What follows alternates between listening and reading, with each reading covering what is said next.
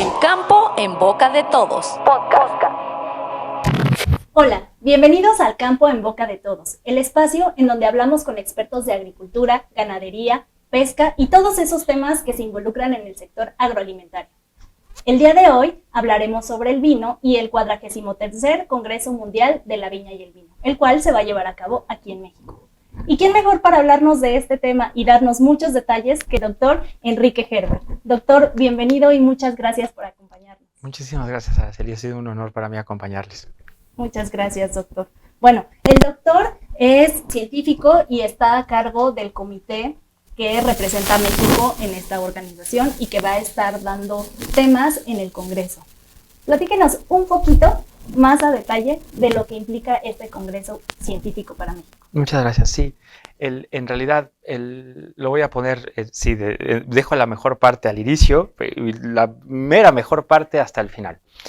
El Congreso, el 43º Congreso Mundial de la OIV, representa la reunión de 800, aproximadamente 800 expertas y expertos de 48 Estados miembros y de 16 territorios, estados no miembros, que son observadores o de instituciones, para poder reencontrarnos en los avances científico-tecnológicos que viven los 4 grandes ejes rectores de la industria de la vitivinicultura, que es la viticultura, la enología, la economía y derecho y la salud y la seguridad alimentaria. Es el reencontrarnos qué hemos hecho después de la pandemia, qué nuevas tecnologías hemos desarrollado. Concretamente, el tema central del 43º Congreso Mundial de la Viña y el Vino es tratar temas específicamente de cambio climático, de uso sostenible de agua en viñedos, de la sustentabilidad, de la supervivencia del mercado post-COVID-19. Es un tema fantástico y hay que decirlo, en el tema que ha estado focalizado, quizás muchos y muchas no sepan a detalle, y agradezco de nuevo la oportunidad. Vamos a mostrar uno de las mayores aplicaciones que ha dado México. México está directamente involucrado en el Plan Estratégico de Digitalización de la OIV, concretamente proponiendo nuevas tecnologías para justamente, y es lo que la primera, digamos, el anuncio, el 43º Congreso Mundial de la Viña y el Vino será el primer evento donde se tratarán los resultados de este Plan Estratégico de Digitalización, concretamente el primer evento que da el inicio de la era digital de la Organización Internacional de la Viña y el Vino, y eso nace en México. Me gustaría eventualmente a lo largo de la entrevista podemos hablar sobre los detalles de qué ha aportado México. Esos resultados, el poderlos decir hacia dónde los hemos llevado, no solamente en vino, o sea, la utilidad de conocer vino nos ha ayudado a entender otros productos como el mezcal, a poder redefinir el mezcal o el maíz. Y justo el poder aplicar los conocimientos que hemos ya validado con esta organización intergubernamental, con sus más de 800 expertos de 48 Estados miembros, cómo poder validarlo en sistemas que nos dan identidad. También el vino nos da identidad, pero lo que estamos tratando de abrir este nuevo conocimiento hacia cualquier tipo de producto agroalimentario. Okay, hacia cualquier cultivo. Entonces, entiendo que de las aportaciones de México al mundo científico internacional está esta parte de digitalización. ¿En qué consiste un poco más desmenuzada esta parte de la digitalización de la OIV? Sí, a ver, cuando uno habla de digitalización, lo primero que quizás viene a la mente es la utilización de una app para poder que funcionan y son padrísimas. La de cómo puedo maridar, no sé, un vino mexicano con qué alimento. Funcionan.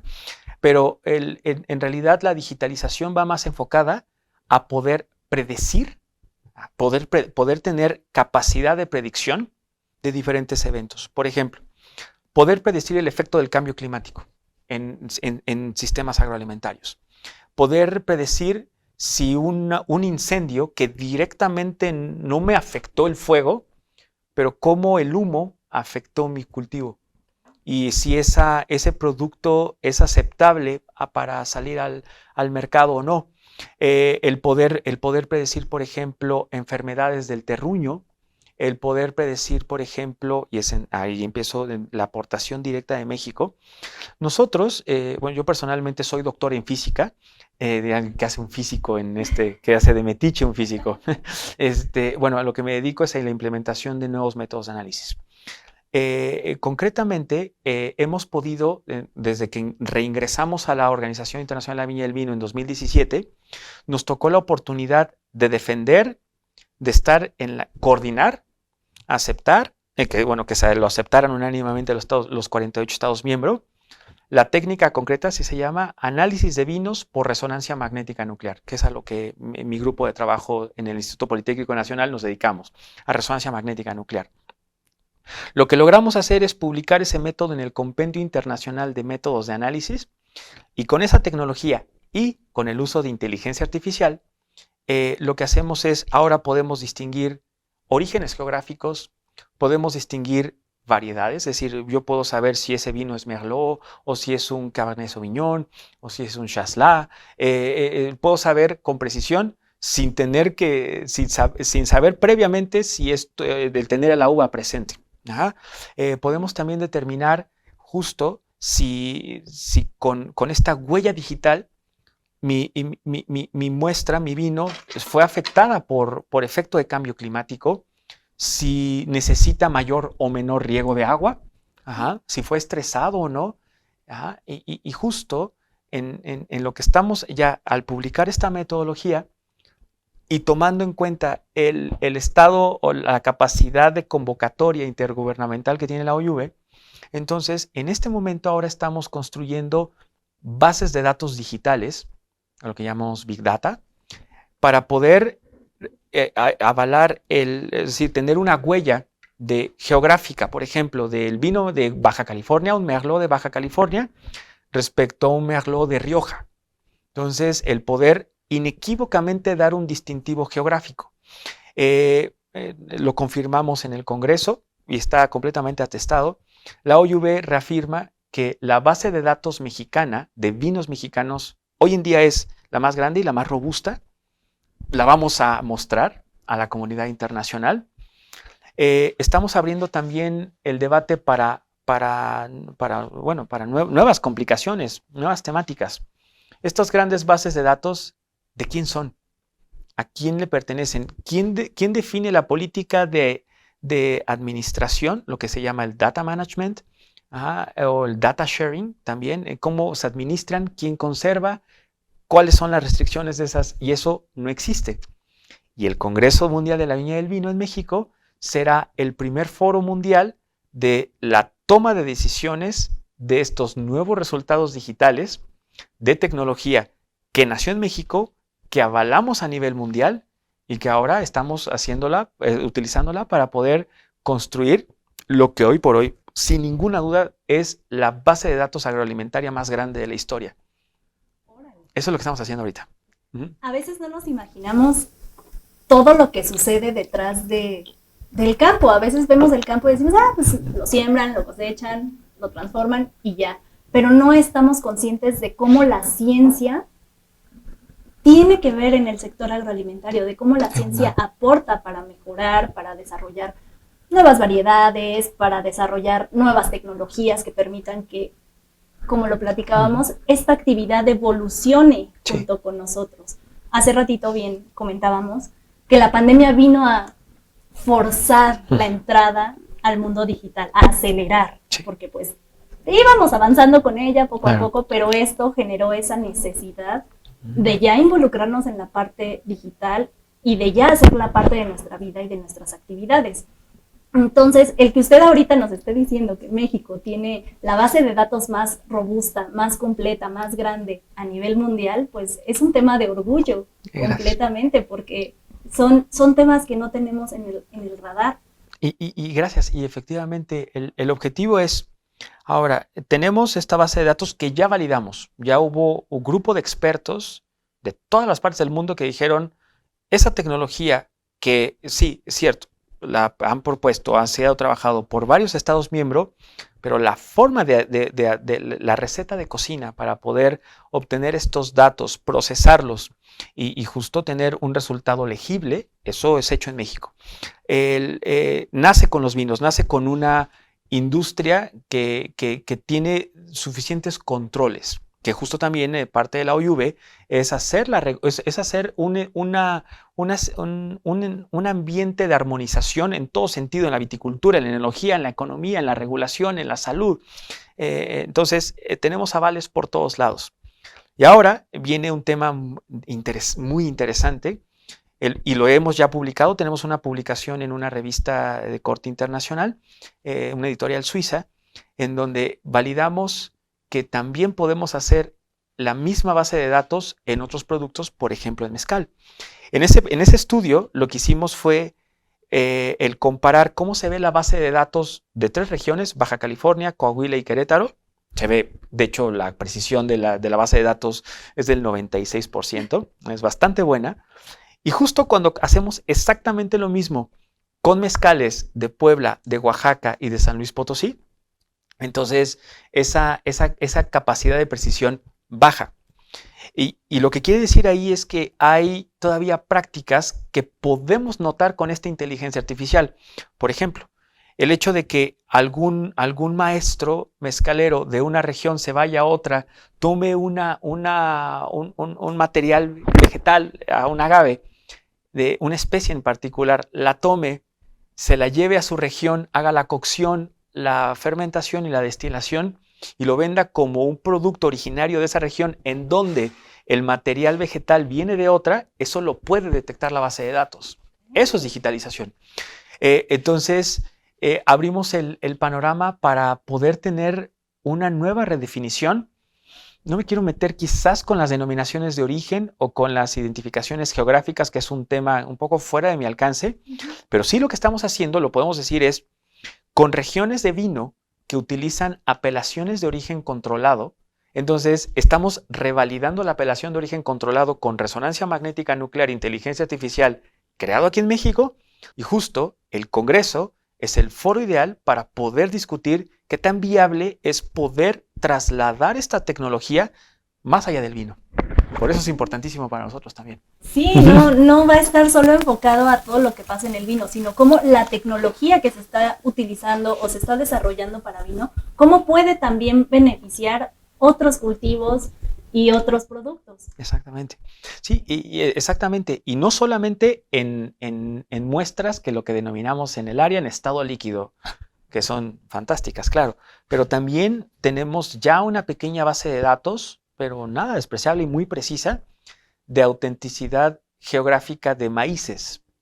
Entonces, reconociendo que el maíz es la especie que por definición nos da esa identidad, entonces podemos tal vez revalorar con estas tecnologías cómo podemos darle una identificación muy precisa a eso que denominamos maíz, es decir, con todos los componentes que tenga, benéficos a la salud humana. Podríamos hablar quizás después al respecto, pero es esta tecnología que ahora tenemos la oportunidad de difundirla, tanto en este medio que de nueva cuenta agradecemos mucho, como en un foro como el Congreso Mundial. Concretamente decimos, tenemos los resultados para quizás proponer el Congreso Mundial del Mezcal o el Congreso Mundial del Maíz. Tenemos resultados, tenemos la tecnología, tenemos la calidad agroalimentaria, y entonces tenemos esta primer prueba de fuego y esperemos que salgamos victoriosos. Ok, ahorita que usted me menciona eso, entonces la posición de México en el mundo científico internacional es bastante buena. Hemos aportado bastantes cosas a la comunidad científica y al desarrollo de nuevas tecnologías a nivel internacional. Sí, correcto.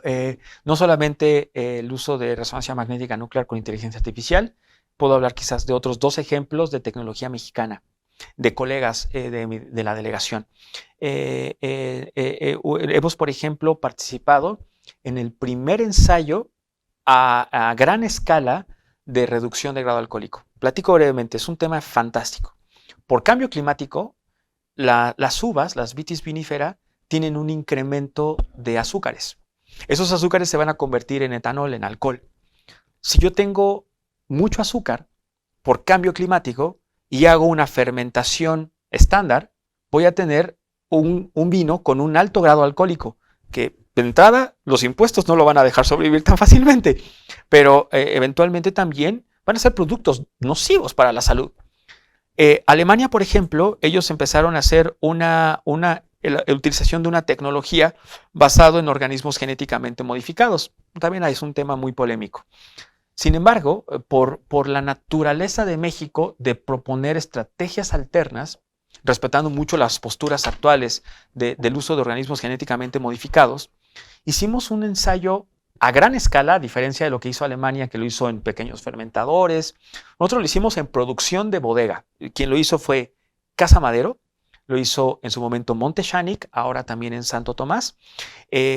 Hicimos durante 3 años, fuimos capaces de utilizar diferentes cepas, diferentes levaduras, para poder reducir hasta 1% el grado alcohólico, pero justo lo bajamos a un límite donde ya la norma lo autorizaría. Entonces, eso es una tecnología hecha en México. Y la segunda tecnología que tenemos es justamente, tenemos algunos colegas del Instituto de Investigaciones Jurídicas de la UNAM. Ellos somos realmente potencia en normativa no solamente de la vitivinicultura, en general de las bebidas alcohólicas. Mis colegas van a presentar los primeros resultados, entre otras cosas, van a poner la discusión sobre la mesa de cómo legislar esas grandes bases de datos. Bueno, fuimos los primeros en hacerla, fuimos los que ya lo estamos generando, lo estamos aplicando, dada la sinergia que tiene la OIV de poder participar justo en este momento. Estamos aplicando ese conocimiento en Hungría, en Uruguay, en Brasil, en Uzbekistán, en Rusia. Pero entonces, ¿a quién le pertenece la base de datos rusa? ¿A quién le pertenece la base de datos alemana? Pues justo estos colegas están estableciendo algunas directrices de la regulación. Puedo poner quizás un ejemplo que me parece fantástico. Es una exigencia de la OIV. Tendencias de consumo. Las tendencias de consumo siempre van completamente ligadas a las igualdades sociales. Y en otras palabras, las llamadas minorías en las sociedades se ha demostrado que tienen tendencias de consumo diferentes. Entonces, la primera razón es explicar por qué. ¿Cuál es el contexto social, cultural de las diferencias en tendencias?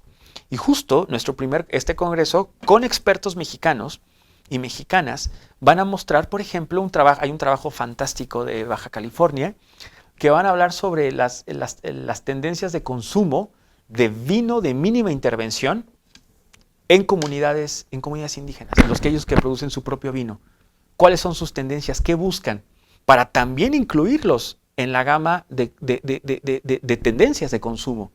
Entonces, está fantástico. Porque además, hablando de tendencias de consumo, el vino siempre ha estado ligado a cierto grupo. El consumo de vino siempre ha estado ligado a cierto grupo social. Sí, claramente. Donde dicen, no, es específico para esto. Y el poder abrir estas tendencias de consumo a comunidades indígenas, a comunidades de zonas que no vinculamos naturalmente a esto, es una maravilla, porque es darle también al vino una visibilidad y pues sí, una promoción en diferentes esferas, lo que pues a final de cuentas también beneficia a los productores, claro, a los jornaleros, que son los que están también desarrollando actividades dentro de los viñedos. Exactamente. En la parte de lo que es la reintegración de las sociedades con el vino y eventualmente extrapolarlo a otros sistemas, también aquí la parte interesante es, por ejemplo, en Francia, tienen una línea de investigación de tendencias de consumo muy concreta. Los jóvenes consumen vinos endulzados y a medida que va avanzando la edad, se prefiere concretamente la astringencia. Perfecto. Inclusive hasta podríamos hablar de una educación alimentaria europea específica, etc. Y en el entendido que en Europa el vino es considerado un alimento, no es considerado una bebida, cambia completamente, hay un contexto que cambia. Bueno, en una sociedad donde se considera una bebida alcohólica, entonces de ahí ese mismo concepto puede cambiar la tendencia de consumo, ¿correcto? Pero también es que tenemos un conocimiento de que es que a las comunidades quizás un poco más aisladas o comunidades que tienen acceso, vamos a decir, limitado a ciertos productos, ¿cómo van definiendo ellos sus propias tendencias? Viene esta pregunta interesante. ¿Podemos integrarnos? ¿Podemos romper barreras? Eso es justo lo que está imponiendo la Organización Internacional de la Viña y el Vino para que México tenga una postura en concreto. ¿Cuál es la postura de México en sus tendencias de consumo? También lo vamos a resolver en el Congreso Mundial. No, hay muchísimas sorpresas y muchísimos temas muy interesantes que salen de lo cotidiano, de lo poco que podemos como consumidores ver en cuanto al vino, de pronto el poder decir cuáles son las tendencias de consumo, la parte legislativa de estos grandes datos, todo el desarrollo de tecnología que se ha realizado para poder definir las cualidades, el origen de un vino sin necesidad de que ustedes estén viendo, si esta era el tipo de uva que se utilizó, ya tener como todo eso y podérselo dar al mundo, para nosotros es maravilloso. Como bien dice, México se está convirtiendo en una potencia científica y tecnológica. Así es, exactamente. Y toda esta parte científica, tecnológica, el desarrollo de nuevas tecnologías, ¿cómo se traduce hacia los productores? ¿Cómo llega a ellos y cómo pueden ser parte, tener acceso a todo esto que se está desarrollando para el sector? Es una excelente pregunta porque digamos que en la cultura, me voy a permitir decir, la cultura científica, no solo en México, sino a nivel internacional, sí tiende a estar separada de la sociedad. Eso es clarísimo y hay que hacer una mea culpa. Ese fenómeno existe. ¿Por qué? Porque también el uso de alta o muy alta tecnología, de hecho hay una diferencia, es cada vez el impacto sobre la sociedad en el corto plazo. Hay plazos o hay, digamos, grados de impacto en función del tiempo, no son tan claros. Evidentemente, pongo un ejemplo. El uso de un acelerador de partículas, que de hecho ya va a haber un acelerador de partículas en México, ¿a quién le impacta tener un acelerador de partículas? No es evidente la respuesta. El uso de resonancia magnética nuclear, ¿a quién le impacta en México? Lo vamos a demostrar que sea a la mayor. Pero algo que yo tengo que reconocer a la Secretaría de Agricultura de esta administración es que ha hecho el énfasis, y al Consejo Nacional de Ciencia y Tecnología, sin duda, el énfasis de poder acceder, el sacarnos a los científicos, voy a quitarme un poco el eufemismo y decirlo tal cual es, sacarnos de nuestra zona de confort para poder tener un impacto sobre la sociedad en el corto plazo. Así. Tener un plan nacional, de hecho está establecido en el Plan Nacional de Desarrollo, tener un impacto científico-tecnológico en toda la sociedad, en el grueso de la sociedad. Concretamente, lo que estamos, de hecho en mi grupo de investigación, Instituto Politécnico Nacional, y con mis colaboradores, tanto nacionales como internacionales, lo que hacemos es, por ejemplo, utilizamos tecnologías que podemos llamar portátiles. Pongo el ejemplo, podemos hablar quizás más al respecto, es muy fácil consultarlo. Utilizar espectrofotómetros de ultravioleta visible o espectrofotómetros de absorción molecular de infrarrojo. El infrarrojo uno también lo utiliza para medirse la temperatura. El poder tener esas mismas bases de datos se puede hacer con esa tecnología. Y justo fue esta administración la que nos obligó a salirnos de la zona de confort resonancia magnética, que ya insisto, lo hemos validado, pero ahora lo hacemos con mucho gusto, tratar de, nosotros le llamamos ortogonalizar, qué tanto el resultado de muy alta resolución y sensibilidad que me da resonancia magnética me lo da un equipo portátil. De hecho, yo fui beneficiado el año pasado con un programa nacional estratégico del CONACYT, en donde el compromiso, mira, lo hemos hecho, tenemos una primera etapa, de llevar esta tecnología a pequeños productores. De hecho, estamos paralizando el proyecto a Sembrando Vida. Entonces, es decir, no solamente te damos estrategias para poder tener un cultivo sano, sino podemos tener una base de datos que le dé seguimiento a tu cultivo. Estés donde estés, seas quien seas. Entonces, estamos tratando de hacer ese esfuerzo. Okay. Sería como la parte de trazabilidad. Darle trazabilidad a sus cultivos para que ustedes puedan tener ese seguimiento y detectar como puntos clave en el desarrollo del cultivo hasta llegar a... Claro, tener una gran tecnología, pero validar las pequeñas tecnologías con las grandes. Esa es la estrategia que está proponiendo México. Tener una gran sinergia entre muy alta tecnología y tecnología accesible, costeable, para justamente poder tener ese resultado de impacto social en el menor tiempo. Justo en apego al Plan Nacional de Desarrollo que está establecido para el 2024. Muy concretamente, para el 2024, ya tener un resultado real del impacto de estas tecnologías en el productor.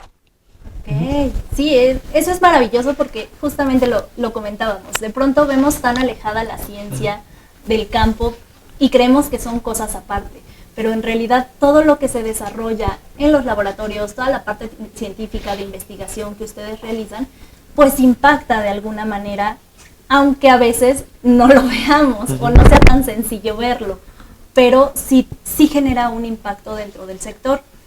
En este sentido, en Europa el vino es tratado como un alimento, no como una bebida alcohólica. Aquí en México de pronto nos dicen, bueno, el vino tiene muchos beneficios para la salud. Y mi pregunta es, ¿por qué una bebida alcohólica, a través de qué tendría beneficios en la salud de las personas? Igual, es una extraordinaria pregunta. Justo lo que nos permite construir una base de datos robusta que me dice a ciegas, este vino es de Baja California, y justo por entre paréntesis, es tan precisa que ahora lo estamos llevando al plano municipal. Ahora, por ejemplo, queremos identificar vinos de San Juan del Río de Ezequiel Montes, así de concreto, y se puede. Entonces, ¿por qué se da esto? Porque el producto vino, además de tener un cierto grado alcohólico, que es el vino tiene agua, etanol o alcohol, y un montón de sustancias químicas en una proporción muy pequeña. Entonces, son justo esas sustancias en proporción pequeña, pero suficiente, que pueden tener ciertos beneficios a la salud.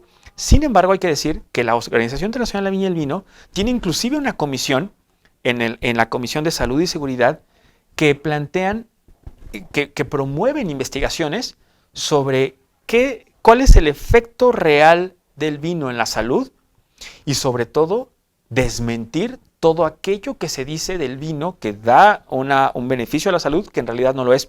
Quizás lo escucharon. Fue inclusive mostrado en medios nacionales en México cuando se mencionaba que el vino curaba COVID. Entonces, justo la OIV y a mi cargo como delegado científico, nos encargamos de desmentir la noticia, de decir, eso no es cierto. Y justo lo sustentamos. Lo que se demostró fue que una de las sustancias, que de hecho se llaman galotaninos, que tiene el vino, tienen propiedades antioxidantes. Eso está demostrado, y al ser antioxidante puede tener propiedades inclusive anticarcinógenas, pero sigue en estudio, no hay que reivindicarlo, pero se tiene.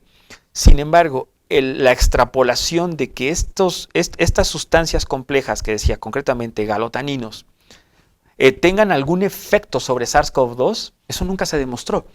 Entonces, fuera también nuestra obligación decir, no, eso no es cierto, porque también a la industria no le ayuda el poder reivindicar efectos que no existen. Entonces, en concreto, hay una comisión que se llama Salud y Seguridad dentro de la OIV, y en este congreso hablarán de algunos de los ya beneficios detectados que tiene el vino, pero también se hablarán en el marco de cómo nos afectó COVID-19, se van a tratar estos temas de cuánta difusión se hizo errónea del vino que tenía efectos que no están demostrados y que quizás nunca estén demostrados. Concretamente, otra vez llegamos al plano de la tecnología que me ayuda a validar esas propiedades específicas. Ahora, en el término de distinguirlo entre alimento o bebida alcohólica, pues ahí hay respeto de cada una de las legislaciones locales, porque está el componente hidroalcohólico. Entonces, ya dependerá de cada una de las legislaciones locales cuál es el efecto de la sustancia en mayor concentración, el etanol, en su población. Y ahí se abre otro tema, otro debate completamente. Ok, perfecto. Entonces, prácticamente en este congreso que se va a celebrar del 31 de octubre al 4 de noviembre, si no me equivoco, de este año, en Baja California, específicamente en Ensenada, podremos escuchar todos estos temas. O sea, van a desarrollar, lo que usted nos está dando es como un pequeño adelanto, pero en realidad estos temas se van a desmenuzar. Sí. Grandísimo. Concretamente, sí. Y justo, a ver, la OIV, lo decía al principio, tiene su eje rector, son 4 grandes comisiones: viticultura, enología, economía y derecho, salud y seguridad alimentaria. El congreso se desarrolla del 31 de octubre al 4 de noviembre. Dando los detalles un poco más, lo que ya sabemos es, el día lunes 31 de octubre es la inauguración, y la inauguración tenemos las conferencias plenarias. La primera conferencia es cambio climático, tenemos realmente a los mejores hablando de cambio climático, e inmediatamente después hay otra conferencia magistral de uso sostenible de agua en viñedos. Por ejemplo, alguien que nos acompaña es un expresidente de la OIV, Peter Hayes, de la delegación de Australia. Entonces, él justamente va a hablar un tema que va a calentar motores. Va a hablar sobre cuáles son las consecuencias sociales que han impactado en los recursos eficientes del uso del agua. Inclusive hablará de temas de corrupción, no solamente en sociedades latinoamericanas, sino con su ojo experto, cómo se han desarrollado en civilizaciones, tanto en economías emergentes y en economías consolidadas. Eso es el lunes. El día martes y miércoles son las conferencias en realidad son 320 trabajos que se están presentando, 320 trabajos divididos en las 4 comisiones: viticultura, enología, economía y derecho, salud y seguridad. Esos lunes y martes las conferencias son tanto lo que llaman presentaciones largas, que son de 20 minutos, eso es para entrar ahí, es la máxima distinción. Hay también una posibilidad de dar conferencias cortas, que son 5 minutos y 5 minutos de preguntas para darle espacio a varias y varios. Y vamos a tener sesiones de pósters. En eso consistiría el evento de martes y miércoles. Hay que decirlo, quizás la delegación mexicana ha roto todos los récords de participación dentro de la OIV. Antes estábamos acostumbrados a tener 1, 2 participaciones, una conferencia oral, eso era ya un logro enorme, un póster. Ahorita tenemos 51 trabajos mexicanos, y dentro de las 4 comisiones, los que lograron la mayor distinción para tener una conferencia oral es justo en la Comisión de Economía y Derecho, es justo en regulación. Pero también tenemos un número importante de presentaciones orales, pósters y presentaciones cortas en viticultura y en enología. En salud y seguridad alimentaria, hay que decirlo, solamente es un trabajo el que se presenta, pero es un gran trabajo que justo va a hablar de tendencias de consumo. Y eso es los días martes y miércoles. Los días jueves se llevan a cabo lo que se llaman las visitas técnicas. Nos quitamos un poco el moño, la corbata, y nos relajamos un poco y acercamos la ciencia desde diferentes perspectivas. Vamos a los viñedos. Por ejemplo, y tenemos temáticas muy específicas. Concretamente, yo estaré encargado de la inauguración junto con el presidente de la OIV y el director general. Vamos a inaugurar el Centro de Estudios Vitivinícolas. No podría decir si estará el señor secretario, eso todavía está creo que en vías de confirmación, pero lo que podemos decir es, estarán las autoridades de la OIV para inaugurar este centro. Este centro, desde la perspectiva de la OIV, sería el primer centro de estudios vitivinícolas mexicano. Hay centros en México que hacen mucha investigación, lo hemos hablado, somos potencia en muchos aspectos, pero ahora lo que necesitamos es un centro que nos congregue, que sea el centro, que justo una de las funciones de este centro será el sitio de reunión de expertas y expertos, y con su delegado, para poder determinar las posturas de México ante las resoluciones que emite la OIV.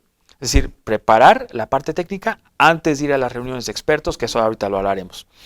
Pero también, por ejemplo, va a haber ahorita tengo algunos temas, va a haber una visita técnica que incluya pizzas, vinos y drones. Ajá, para justamente a ver lo de la imagenología satelital, cómo es potencia México en ello. Vamos a tener también un evento fantástico que se llama Mujeres sin Taninos. Es una visita de tanto magníficas mujeres del sector de México como dentro de la OIV que van a hablar de cómo el vino empodera a la mujer. Ajá, de eso se va a hablar. Tenemos otra visita técnica en la cual vamos a mostrar concretamente dónde nació la digitalización de México. Todo esto que ya hemos hablado tiene un lugar de origen, o sea, es decir, se ha concebido en diferentes centros, pero la primer muestra que se analizó, de hecho, fue en Llano, Colorado, allá en Baja California. Ahí hablaremos sobre el rol de México en la era digital de la OIV. Entonces, es una oportunidad. Cambiamos completamente el enfoque científico, vamos a acercarlo a hacer pruebas, vamos a hacer pequeñas demos, vamos a hacer degustaciones. De hecho, tengo un proyecto, quizás hablaré un poco después al respecto. La misma tecnología con la que hacemos resonancia magnética nuclear para estas bases de datos también me permite tener un sonido del vino. Ya lo he presentado en algunos congresos. Entonces vamos a tener también una cata, una experiencia sensorial de 5 sentidos, donde vamos a mostrar cómo se escucha tu vino. Entre otras cosas, eso es lo que estamos haciendo. De eso se trata, esas visitas técnicas. Y el día viernes es la Asamblea General. El señor secretario de Agricultura definitivamente estará ahí. Y después el comité ejecutivo, es decir, la reunión de las cabezas de cada uno de los 48 Estados miembros para revisar las conclusiones del Congreso y de algunas resoluciones que se van a adoptar entre las fechas del Congreso. Concretamente, hay una adopción que involucra a México, es justamente un tema de investigación que estamos llevando dentro de una plataforma que se llama LabWorks dentro de la OIV, la gestión de datos. Se van a tomar, México tomará una postura y también se les hará el anuncio del 44º Congreso Mundial, que es en España, que es justo el último congreso del director general, Pau Roca. Entonces se hará toda la demo, verán las autoridades la demo y dicho también con palabras de la delegación española, les hemos puesto la vara muy alta a España. Seguramente harán un magnífico congreso, pero este congreso tiene muchas primera vez en algo. Entonces esperamos que sea del agrado. Está rompiendo modelos este congreso, porque además pues han habido más. Tuvimos el freno por la pandemia que comentábamos que ya no se pudo realizar en Chile ni en Uzbekistán. Entonces México entra después de esta pausa de 2 años. Sí. Entra y bueno, va a ser una cosa espectacular. ¿Y a este congreso puede ir cualquier persona o está cerrado únicamente a expertos? No, puede ir quien sea, es decir, la participación de las presentaciones, póster, ya hubo un comité de selección, que de hecho fue una delegación de México, fuimos una delegación de México a la nueva sede de la OIV que se encuentra en Dijon, Francia. Hemos ido, para, entre otras labores, lo que hicimos fue determinar la agenda científica. Es decir, quién era el mejor o la mejor para presentar en este tema en viticultura, en este tema en enología y así para los demás. Pero la asistencia al Congreso es completamente abierta al público. Yo personalmente les recomendaría no solamente la asistencia a los eventos científicos, donde es una muy grande participación de México, sino también involucrarse en los temas culturales que ya he hablado, tanto en visitas técnicas, y también cada uno de las tardes, noches del Congreso tiene un evento cultural. Por ejemplo, vamos a tener un evento cultural de Día de Muertos, que es el 2 de noviembre. Haremos, si no voy a hacer no voy a echar a perder la sorpresa, pero haremos una ofrenda que no tiene precedentes en Ensenada, o sea, que involucra a las actrices y actores de la vitivinicultura mundial. Ellos tampoco lo saben mucho, sí, vamos a demostrarles de que estamos hechos en México. Habrá también, por ejemplo, talleres, también hay que decirlo, paralelamente al congreso de científico hay un congreso de negocios que se llama Expo Uva y Vino. Eso es algo, lo puedo decir eso concretamente, casi una alabanza directa del director general de la OIV, Pau Roca, que justo cuando presentamos en el Comité Científico Tecnológico en Dijon, Francia, el congreso, Pau me indicó, habla sobre el Expo Uva y Vino. Es la primera vez que habrá un congreso paralelo de negocios con el congreso científico. De entrada, porque muchos de los que están dentro de la organización, pues también tienen tecnologías transferibles, nuevos modelos de negocio. Entonces, si la OIV protege muchísimo la parte de monopolios, inclusive, en esta Expo Uva y Vino, podemos, concretamente, el expositor que abre un tema científico en la OIV puede tener su stand de negocios en Expo Uva y Vino. Es decir, estamos abriéndolo tanto a la parte científica, pero también estamos involucrando negocios con investigación. Y eso es algo que no se ha visto.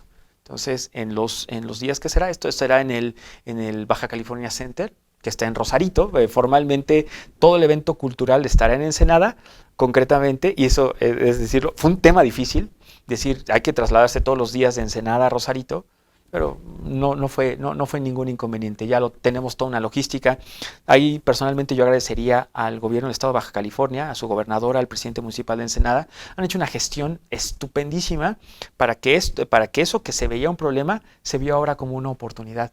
Entonces ahora tendremos una oportunidad de mostrar la culturalidad, no solo de Ensenada, no solo de Baja California, sino de México en general, puesto que en estos stands también, tanto en el Congreso como en Expo Uva y Vino, habrá vinos de cualquier región de México y habrá experiencias de maridajes específicos. ¿Por qué no? Pues cómo sabe un vino, cuál es el mejor vino para degustar un mole, unos chapulines. Eso es lo que vamos a mostrarle al mundo. Sí, claro, porque justamente eso que usted está comentando ahorita es muy importante. Baja California, a nivel mundial, pues está detectada como una zona vitivinícola, está dentro de la franja, lo que la hace muy especial para generar vino. Pero México no solo produce vino en Baja California, tiene creo que 14 estados en donde se está produciendo vino. Hidalgo creo que entró hace poco. Sí, hace poco entró. Con un viñedo, y lo que nos permite conocer sabores, texturas, aromas distintos del vino, porque pues la tierra, las condiciones, no es la misma en Baja California que en Aguascalientes, que en Querétaro, que en Hidalgo. Entonces, el que la gente pueda conocer toda la oferta que México tiene en cuanto a vinos en un solo lugar es una maravilla. Y para ponerlo en dimensiones, Hungría, que trabaja mucho su tema de regulación geográfica, Hungría es del tamaño de Oaxaca, nada más para ponerlo en ese contexto. Entonces, es decir, tenemos muchos estados europeos congregados aquí. Entonces, para la comunidad internacional, es decir, para este ejemplo en concreto, Comunidad Europea, pues es realmente es realmente expandir esa visión que tienen a muchos multiuniversos, por decirlo. Y esa es la gran oportunidad también que tendremos, mostrar nuestros multiuniversos. Así es. Y justamente ahí me surge otra pregunta. México, pues naturalmente no es un país productor de vino, porque pues todo esto es en región europea, el vino regularmente es en región europea.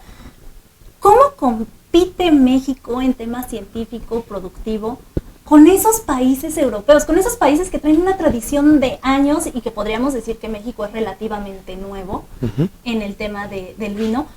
¿Cómo compite y cómo nos posiciona en todos estos sectores científico, productivo, de consumo, con ellos? Sí, es verdad. De entrada hay que reconocer el mercado mexicano. El mercado mexicano es un mercado de vinos de alta gama, así concreto. Eso no lo digo yo, lo dicen ya estudios consolidados de expertas y expertos, tanto de México como de otros países.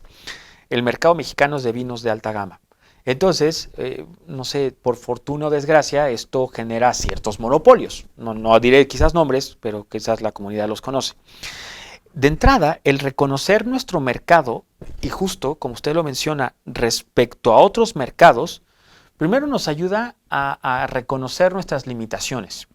La limitación de competir, por ejemplo, en el mercado de vinos a granel, tal vez nos faltan décadas. Nos faltan quizás décadas. Concretamente, hay una pregunta que surge. ¿Cómo determinar que una uva es mexicana de entrada? Justo para ellos necesitamos gran tecnología. Necesitamos tecnología genómica, quizás también algo de inteligencia artificial, para poder determinar tantas generaciones o tal código genético es suficiente para poder determinar que este código genético es debido a las condiciones mexicanas. Entonces, esto ya es una uva mexicana. Tenemos que trabajar mucho en la parte de autenticidades. Tenemos que ahora hay un esfuerzo, como quizás lo sepan, que hay un esfuerzo de marca colectiva vino mexicano. Es un gran esfuerzo que está no solamente abriendo estos mercados de pequeños productores, insisto, ahora tanto grandes como pequeños productores están enfocados a los vinos de alta gama. Todavía nos falta mucho en la parte de vinos de granel, inclusive por la parte de la autenticidad de la uva. Pero en términos de la competencia, otra de las razones o de las justificaciones para entrar a la OIV es de que antes, quizás de ingresar en la industria vitivinícola, pues podríamos decir que estábamos en un cierto limbo. Porque si bien se pueden conocer las estadísticas mundiales, cada año la OIV publica un compendio de estadísticas, las estadísticas mexicanas pues era una caja negra, no las podíamos determinar. Ahora, afortunadamente, la OIV nos impone levantar datos. Con esos datos, hoy sabemos que el consumo per cápita ha aumentado casi al doble en México. Entonces, el conocer, el tener datos, nos da conocimiento para mejorar el mercado. Ahora, ya que conocemos tanto estas tendencias de consumo y en general las estadísticas mexicanas, entonces ahora lo que se puede hacer es refinar, es tejer fino para poder generar productos específicos para tendencias específicas, como lo hacen otros países.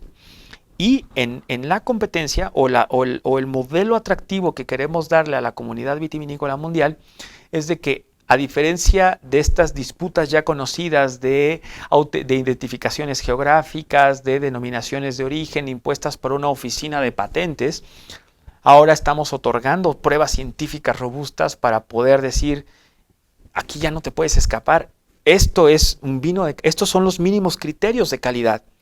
Entonces, la oportunidad que tenemos ahora es redefinir la calidad, redefinir la autenticidad, no solamente mostrándosela al mundo, sino ahora también viene, y agradezco de nueva cuenta muchísimo la oportunidad de poderlo difundir, estos resultados, es traer ese conocimiento a nuestro mercado local para volver competitivo a cada uno de nuestros productores. Es decir, no poner tecnologías impositivas o coercitivas o punitivas, sino poner tecnologías que acompañen al productor en todo momento. Esa es nuestra gran ventaja, espero que se pueda notar. El que podamos ser líderes en tecnologías nos permite acompañar a nuestros productores para decir, el mínimo es esto. Esto es lo que pide el sector mundial. Yo te ayudo a cumplir este mínimo para que seas cada vez más competitivo. Justo el Congreso nos ayuda. Ahora hemos visto también en los concursos mundiales de productos enológicos, cada vez México tiene más medallas. También ha habido ahí una clara evidencia del acompañamiento científico que ha tenido en el vino mexicano, pero ahora poniéndolo a prueba a nivel mundial con nuestro Congreso, validándolo ahora sí, presentándolo a nivel mundial, estamos obligados justamente a, reconocer ese mercado que tiene México, mejorarlo, volverlo altamente competitivo, acompañar esa alta competitividad y justo el poder y el estar constantemente metiendo datos nos indicarán justamente lo que atendemos, que cada vez el consumo per cápita incrementará notablemente en México y eventualmente el consumo poblacional en general y también la producción.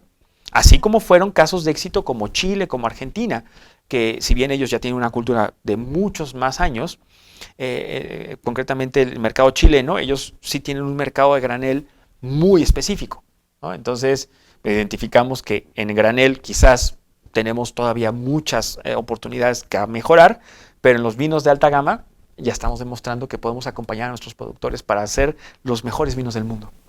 Qué maravilla, qué padre que podamos poner a México en un lugar tan especial y en una posición tan visible, insisto, en un producto que somos relativamente nuevos, porque no traemos toda la tradición que traen los europeos en ese tema, y también el saber que está incrementando el consumo es importante, porque tampoco es una bebida con la que acostumbremos a acompañar, como en el caso de los europeos, nuestros alimentos, o una bebida que sea cotidiana. Regularmente el vino, regresando a lo que platicábamos de los hábitos de consumo, pues estaba relacionado a grandes momentos, a momentos muy específicos, para celebrar, para abrir esa botella de vino que no quieres abrir hasta que tengas ese momento especial, pero el que se pueda hacer parte de nuestro consumo diario, pues como bien dice usted, a final de cuentas también se refleja en el bienestar de los productores, que son los que están ahí trabajando, dedicándose a mejorar sus tierras, a mejorar su producto. Claro. Y en el tema de tierras,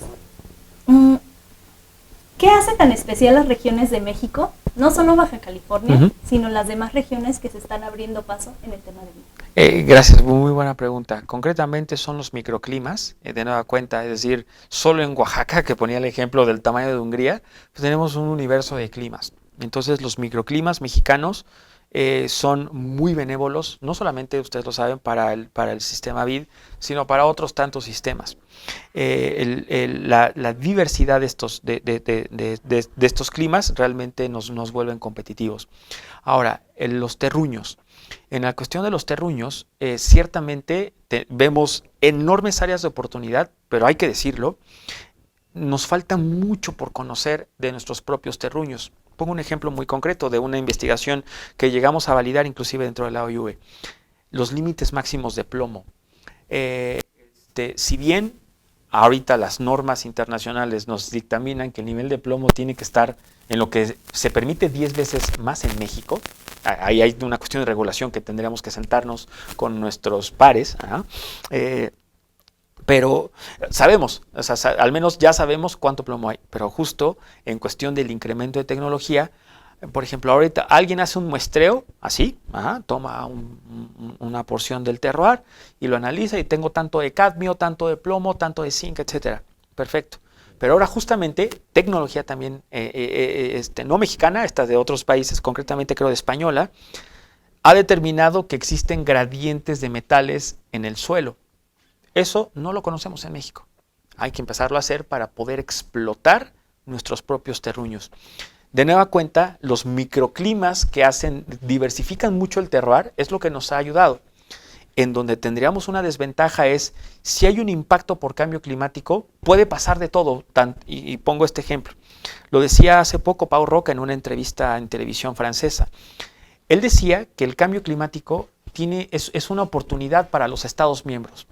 ¿Por qué? Porque si por un lado viene una sequía brutal o una temporada de lluvias brutal en el hemisferio norte, el hemisferio sur llega y apoya al norte.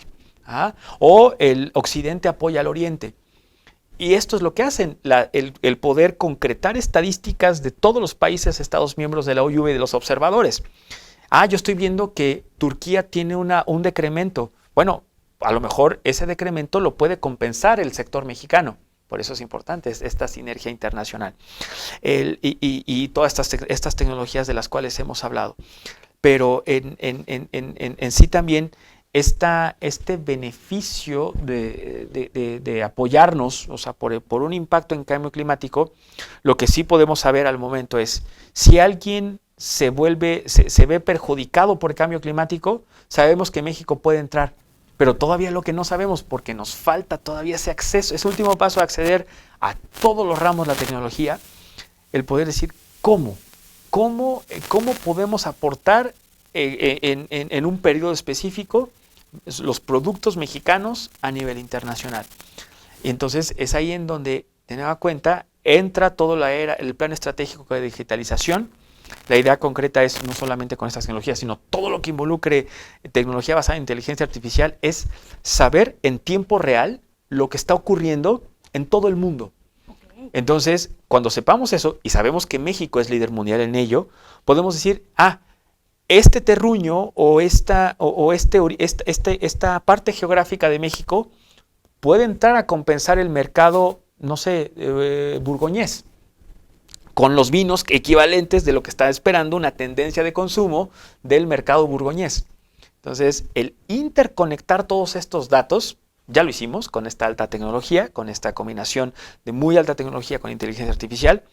Entonces, ahora lo que nos falta es justo el poder llevar esta alta, muy alta tecnología, esta última etapa, realmente a los productores para poderles decir cómo poderse beneficiar de un impacto de cambio climático en otra región en pro de la sociedad mexicana, o bien, cuando nosotros nos toque ser impactados por cambio climático, evitar pérdidas, optimizar recursos. Okay. Eso es en lo que vemos estas oportunidades de terruños, diferentes microclimas. Tenemos mucho que ganar, pero tenemos que conocer todo el panorama porque también tendríamos mucho que perder si no lo conocemos bien. Sí, si nos aventamos. Sí, son muchas variables. El conocimiento puede ser contraproducente. Exactamente. Okay. En una pregunta un poco más fuera y que es una pregunta muy común, ¿un buen vino tiene que ser un vino caro? No, indudablemente no. Trataré de ser objetivo, o sea, justo lo que dice la ciencia de la vitivinicultura. Un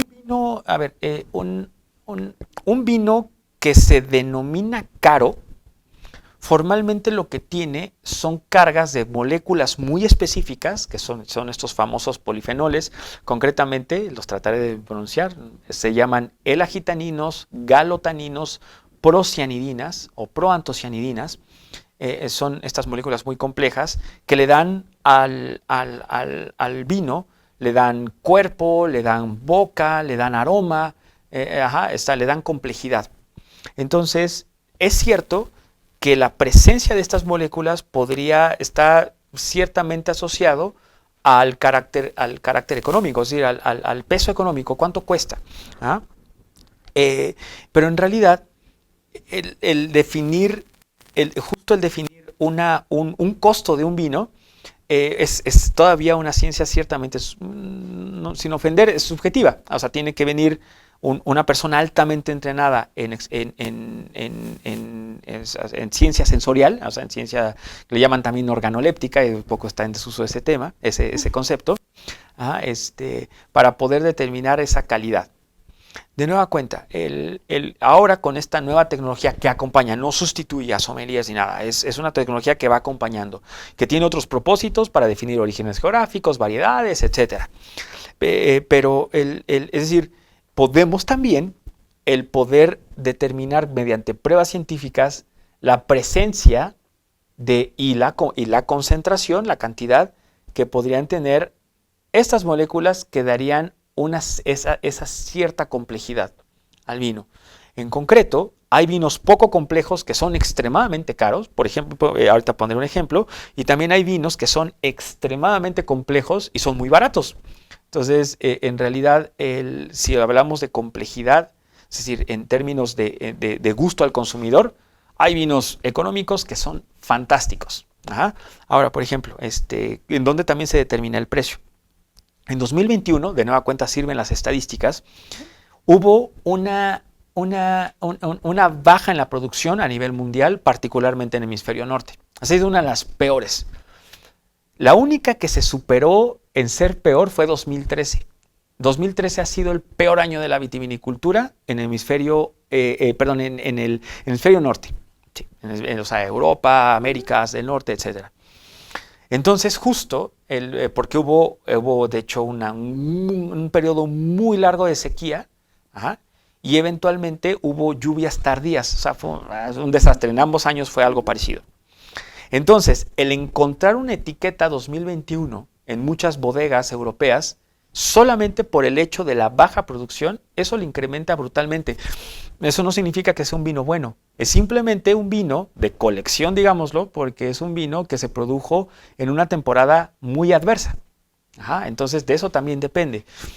O también, por ejemplo, hay hay muchos, por ejemplo, este vino de muy alta gama Petrus, que son extremadamente caros, que no necesariamente son del agrado de todo el mundo. O sea, son extremadamente complejos, o sea, son de miles o de cientos de miles de euros o de dólares estos vinos, no necesariamente cualquier consumidor diría este es el mejor vino que he probado en mi vida. De nueva cuenta hay un rango de subjetividad y de nueva cuenta esta nueva tecnología no nos determina las experiencias sensoriales, esas se las dejamos a los expertos y los expertos, pero sí nos ayuda a redefinir los costos. Eso es una muy buena pregunta. Sí, es decir, si tengo este mínimo de sustancias, ¿eso puede estar impactado en el precio? La respuesta es sí. Ok. Y el tener eso en cuenta a ustedes también les permitiría como comunidad científica establecer estándares que permitan, Exacto. pues a final de cuentas, regular un precio de acuerdo a la cantidad que usted menciona de minerales, de químicos, de... Sí, exacto. Okay. Sí, exacto. Es de redefinir costos con tecnología. Sí, eso sería muy bueno porque a veces sí hay muy elevados y creo que existe esa falsa creencia de que un vino es bueno porque cuesta 5,000, 6,000, 7,000, 20,000 pesos y como bien dice, a lo mejor hay unos más sencillos que también tienen muy buen sabor y que cumplen también con un costo un poco más bajo. Doctor, ¿se requiere especializar al paladar para el vino? Es una muy buena pregunta. De nueva cuenta, se puede caer en un plano de subjetividad. Las personas dedicadas al entrenamiento sensorial, diría yo que de mis colegas, no, obviamente sin decir nombres, muchas y muchos dirían que sí se requiere de un entrenamiento como todo en la vida. Yo personalmente pienso que en sí la propia tendencia, o sea, es un dato que desde el punto de vista, me pongo ahora desde el lado de la inteligencia artificial, como si fuera yo un robot, me pongo en el plano en donde el yo identificar una tendencia no entrenada también me indica un nuevo mercado. No soy experto en el tema, pero justo en análisis sensoriales existe algo que se llama sensorial descriptivo. Descriptivo es como identificar sustancias muy elementales, qué tan dulce está del 1 al 5, qué tan dulce está, qué tan astringente, pero justo, por ejemplo, los paladares entrenados identifican maderas específicas. Por ejemplo, hay un tema de una sommelier oaxaqueña, por cierto, estupenda en mezcales, también en vinos, que ella decía que una de las muestras de vino que logró detectar era una sustancia que le recordaba un árbol de su infancia. Okay. Entonces, sí, por supuesto. Sí, exactamente, pero era un árbol, no la llevó a un episodio o a recordar a su familia, es al árbol. Entonces, yo lo que podría decir es, el tener mayor entrenamiento sensorial lo que sí lleva es una experiencia que puede ser quizás más interesante, puede ser más impactante, definitivamente. Pero en sí, la idea de abrir el sector de la vitivinicultura a la sociedad mexicana en general, lo que estamos haciendo es que como sociedad nos vayamos entrenando, que no se vea como un oficio exclusivo de un sector en particular, sino de nueva cuenta. Nos interesa mucho saber qué consumen las y los jóvenes de México, qué consumen a lo mejor hay una diferencia entre 18 y 30 años, y los de 30 a 40 a lo mejor consumen de manera diferente. ¿Cómo ve la astringencia, esta sensación, ya saben, especial, la sociedad mexicana? No sabemos qué tanto aceptamos la astringencia. Se dicen en los pasillos, no, a mí no me gustó este vino, está muy fuerte, pero no tenemos datos. Justo de nueva cuenta el Congreso nos ayuda a hacer de nueva cuenta la motivación y el levantamiento de estos datos para poder decir, la sociedad mexicana consume esto y la sociedad mexicana tiene estas tendencias de consumo. Y de nueva cuenta, poniéndose del lado de la inteligencia artificial, ya el tener un análisis descriptivo, eso ya es una tendencia que me sirve a mí para catalogar un producto. Entonces, no se requiere, puede ser una experiencia sensorial de muy alto nivel tener un paladar entrenado, pero no se requiere el entrenamiento, cualquiera tiene acceso a ello. Cualquiera lo puede disfrutar. Ok, ya para ir como cerrando un poquito, porque si por mí fuera, pues nos quedamos platicando aquí las horas. ¿Cómo este congreso que va a recibir México impacta en nuestro sector científico y en nuestro sector productivo. ¿Cuáles son los impactos que nosotros esperamos con este congreso?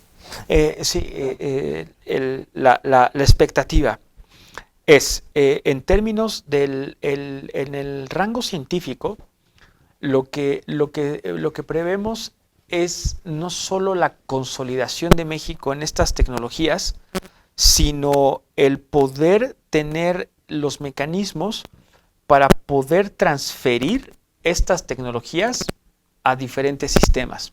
No solamente, decía yo, al agroalimentario, también puede funcionar para el sector clínico, para un montón de aplicaciones. Realmente las aplicaciones pueden ser básicamente, si no infinitas, de un número enorme, impactar a un número muy alto de la sociedad.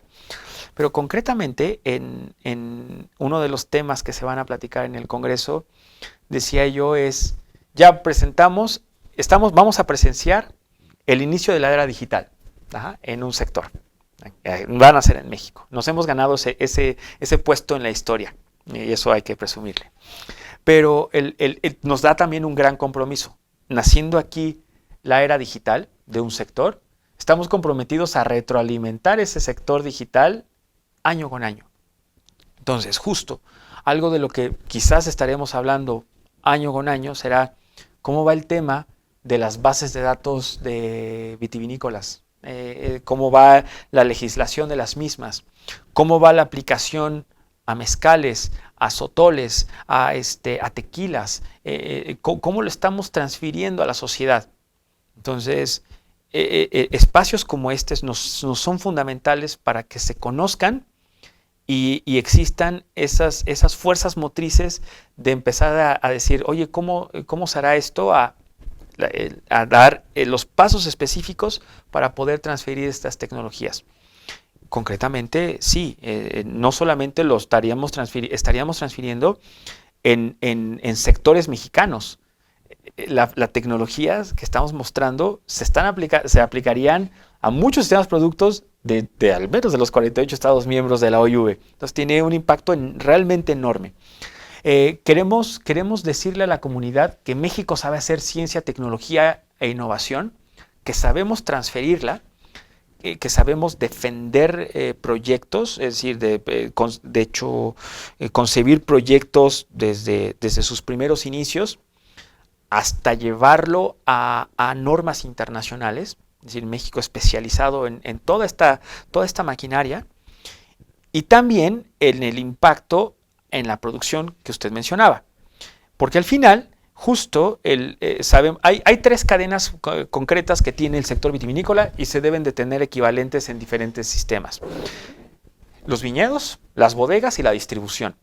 Entonces, de hecho, se tiene hoy en día, hay un observatorio dentro de la OIV que vigila cómo se está implementando la digitalización. Y concretamente, números más, números menos, está en 38% la implementación de digitalización en los viñedos y casi en un 50% en la distribución. Es decir, la distribución es el paso más importante donde está avanzando en la digitalización. Entonces, el poder coordinar estas implementaciones de estas tecnologías, que otra vez, muchas de ellas han sido concebidas en México, entonces queremos volvernos líderes mundiales, ya lo estamos probando, pero nos queremos consolidar año con año, eso se tiene que probar año con año, en poder incrementar estos porcentajes para poder ampliar los mercados, es decir, que cómo impactó positiva o quizás negativamente la implementación de tecnología digital en los viñedos, en las bodegas y en la cadena de valor, o sea, justo en el blockchain, en la distribución. Por ejemplo, ¿cómo impactan estas tecnologías digitales en lo que son los e-certificates o e-labelings, o sea, las etiquetas digitales? Europa, 2024 ya están obligados a poner QRs. ¿Cuál es la postura de México? Si México está implementando tecnologías digitales para tener al final un etiquetado o redefinir etiquetados, ¿cuál es la postura de México? Entonces, hasta es una especie de súplica. La comunidad científica, que particularmente la que trabajamos aquí dentro de la OIV, buscamos la sinergia de las instituciones, tanto públicas como privadas, para ayudarnos a que este nacimiento del área digital de la OIV, nacida en México y en gran medida con muchos aportes mexicanos, se pueda consolidar para que los sectores productivos tengan impactos positivos en esta nueva forma de hacer negocios, en esta nueva forma de hacer agricultura, que están completamente relacionadas. Y entonces, en resumen, y espero concluir ahí convincentemente, que el nacimiento del área digital de la OIV nos da una responsabilidad enorme para que sea el nacimiento de las eras digitales de diferentes sistemas agroalimentarios. Sabemos hacerlo, nos hemos puesto a prueba en el Congreso Mundial, estoy seguro, los resultados indican que hemos demostrado competencia internacional, y entonces esa competencia utilizarlo para que el impacto sea lo más positivo a un número masivo de diferentes sociedades. Respetando su diversidad y la multiculturalidad. De eso se trataría. Sí, claro, eso es muy importante, porque bien lo dijo usted hace ratito que hablamos del tema de integrar a las comunidades indígenas dentro de la producción de vino y el hábito de consumo.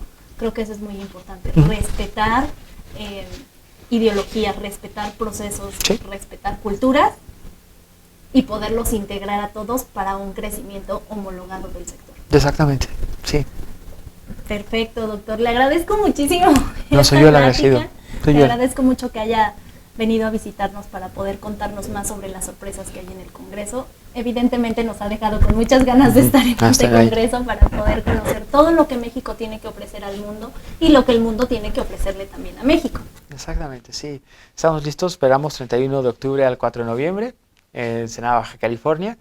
Y también estaríamos concretamente difundiendo en los diferentes medios los resultados de este Congreso. Es muy importante que no solamente decir ya está el Congreso, sino las consecuencias del mismo, que ustedes como sociedad estén al tanto de los impactos que se tienen. Gracias. Muchísimas gracias, doctor. Y muchas gracias también a ustedes por acompañarnos a platicar con el doctor Enrique Herbert y conocer más sobre este 43º Congreso Mundial de la Viña y el Vino. Acuérdense de seguirnos en todas nuestras redes sociales y de no perderse ninguna de estas pláticas del campo en boca de todos. Muchas gracias y hasta la próxima. Gobierno de México.